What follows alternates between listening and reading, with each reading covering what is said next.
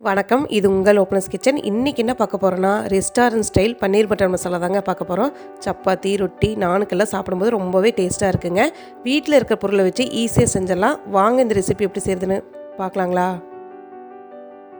2 table spoon அளவு எண்ணெய் சேர்த்திக்கலாங்க. எண்ணெய் சூடானதுக்கப்புறம் 2 பெரிய வெங்காயம் சேர்த்திக்கலாம். பெரிய வெங்காயம் ரஃப்பாக தாங்க கட் பண்ணியிருக்கேன். வெங்காயம்லாம் வதக்கி அரைக்கிறதுனால ரஃப்பாக கட் பண்ணிட்டா போதும்.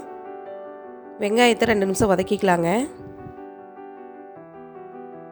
வெங்காயம் வதங்கினதுக்கப்புறம் 7-8 பல் பூண்டு, ஒரு துண்டு இஞ்சி சேர்த்திக்கலாம். இது கூடவே 5-6 முந்திரி பருப்பு சேர்த்திக்கலாங்க. முந்திரி சேர்த்துறதுனால கிரேவி நல்லா திக்காகவும் டேஸ்ட்டாகவும் இருக்கும். மிஸ் பண்ணாமல் முந்திரி சேர்த்திக்கிங்க.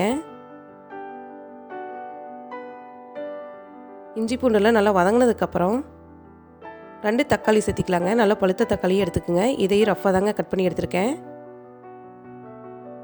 தக்காளி நல்லா சாஃப்ட் ஆகிற வரையும் நல்லா வதக்கி எடுத்துக்கணும். இப்போ தக்காளியில் நல்லா வதங்கிருச்சு. இந்த ஸ்டேஜில் அடுப்பு ஆஃப் பண்ணிக்கலாங்க. இது நல்லா ஆறட்டும். ஆறுனதுக்கப்புறம் அரைச்சி எடுத்துக்கலாம்.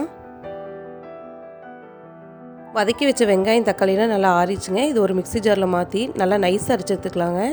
நல்லா இந்தளவுக்கு அரைச்சி எடுத்துக்குங்க. 1 டேபிள் ஸ்பூன் அளவு பட்டர் சேர்த்திக்கலாங்க. பட்டர் இருந்தால் சேர்த்திக்கிங்க, இல்லைன்னா ஆயில் 2 டேபிள் ஸ்பூன் அளவு சேர்த்திக்கிங்க. பட்டர் உருகிறதுக்குள்ளே ஒரு பிரியாணி இலை, ஒரு பட்டை, 2 ஏலக்காய், 3 கிராம்பு சேர்த்திக்கலாங்க. 1 டீஸ்பூன் அளவு சீரகமும் சேர்த்திக்கலாம். இதெல்லாம் பட்டர் உருகிறதுக்குள்ளே சேர்த்திக்கிங்க. ஒரு நிமிஷம் நல்லா வதக்கிக்கலாம்.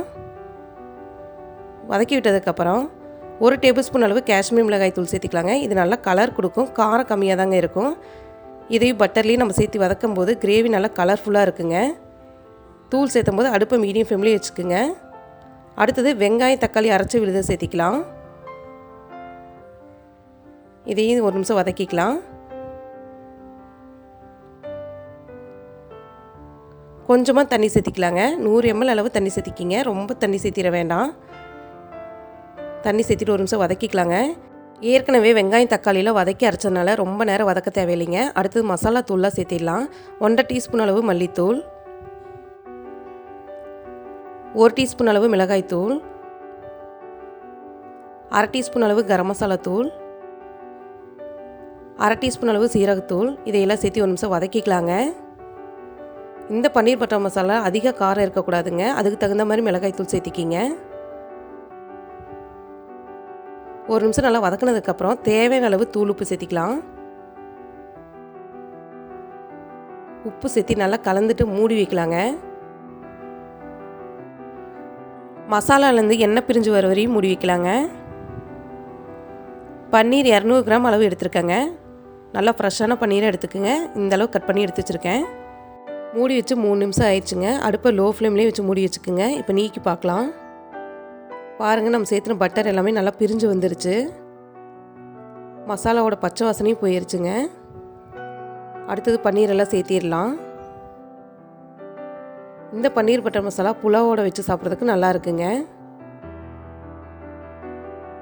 எல்லா பன்னீரும் சேர்த்தியாச்சு. பன்னீரெல்லாம் சேர்த்திட்டு ஒரு தடவை நல்லா கலந்துக்கலாங்க. எல்லா பன்னீர்லேயும் மசாலா போடுற மாதிரி கலந்து விட்டுக்குங்க. 1 டீஸ்பூன் அளவு சர்க்கரை சேர்த்திக்கலாம். இந்த மாதிரி சர்க்கரை சேர்த்து செய்யும்போது ரெஸ்டாரண்ட் ஸ்டைலில் சாப்பிட்ற மாதிரி இருக்குங்க. ரொம்பவே நல்லாயிருக்கும். அடுப்பை லோ ஃப்ளேம்லேயே வச்சுக்கலாம் 2 நிமிஷம். கடைசியாக கொஞ்சமாக கஸ்தூரி மேத்தி சேர்த்திக்கலாங்க. கூடவே 1 டீஸ்பூன் அளவு பட்டர் சேர்த்திக்கலாம். ஒரு நிமிஷம் லோ ஃப்ளேம்லேயே இருக்கட்டுங்க. அவ்வளோதாங்க, டேஸ்டியான பன்னீர் பட்டர் மசாலா ரெடி ஆயிடுச்சு. பார்க்கவே சாப்பிடும் போல் இருக்குது இல்லைங்களா? அவ்வளோ நல்லா இருக்குங்க. வீட்டில் செஞ்சு பாருங்கள். வீட்டில் இருக்க பொருளை வச்சே சிம்பிளாக ஈஸியாக பன்னீர் பட்டர் மசாலா ரெடி ஆயிடுச்சுங்க. கண்டிப்பாக இந்த ரெசிபியை நீங்களும் வீட்டில் ட்ரை பண்ணி பாருங்கள். ரொம்பவே பிடிக்கும். இந்த வீடியோ உங்களுக்கு பிடிச்சதுன்னா லைக் பண்ணுங்கள், ஷேர் பண்ணுங்கள், கமெண்ட் பண்ணுங்கள். மறக்காமல் ஓப்பனஸ் கிச்சனை சப்ஸ்கிரைப் பண்ணிக்கிங்க. அப்படி பக்கத்தில் இருக்கிற பெல் ஐக்கனை கிளிக் பண்ணிக்கிங்க. அப்போ தான் நாங்கள் போடுற புத்தம்பது வீடியோக்கள் உங்களுக்கு நோட்டிஃபிகேஷனாக வந்து சேருங்க.